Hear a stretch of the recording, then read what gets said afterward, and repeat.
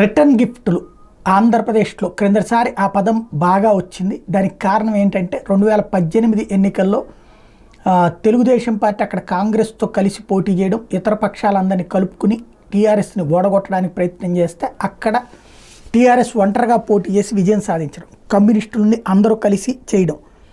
దాని మీద ఆగ్రహించినటువంటి కేసీఆర్ రేపు పొద్దున నా సత్తా చూపెడతా బిడ్డ అని చెప్పడం, తద్వారా ఆయన జగన్ని ఎంకరేజ్ చేస్తూ చేసినటువంటి ప్రయత్నం ఆంధ్రప్రదేశ్లో విజయం సాధించడం అన్నటువంటి అది రిటర్న్ గిఫ్ట్ అన్నటువంటి పదం బాగా వచ్చింది.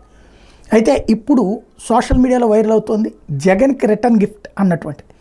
ఏదైతే చంద్రబాబు గారి ప్రతిపక్ష నాయకుడిగా ఉన్నటువంటి సందర్భంలో పలువురు సోషల్ మీడియా కార్యకర్తల్ని అట్లాగే పలువురు నాయకుల మీద కేసులు పెట్టడం, వేధించడం జరిగితే ఇప్పుడు జగన్ టీం మీద అదే హింసాత్మక సంఘటనలు జరుగుతున్న నేపథ్యంలో ఇవి రిటర్న్ గిఫ్ట్ ఇస్తున్నారు అన్నటువంటి. బట్ రాజకీయంగా జగన్కి రిటర్న్ గిఫ్టు, బాబుకి రిటర్న్ గిఫ్టు అనేటటువంటి వాటిలో తప్పేం లేదు. కానీ భౌతికంగా లేదా ప్రజాస్వామ్యంలో దాడులు ప్రతిదాడులు అనేటువంటిది ఎవరు చేసినా తప్పే అవుతుంది. అదొక్కటే గుర్తుపెట్టుకోవాల్సి ఉంది.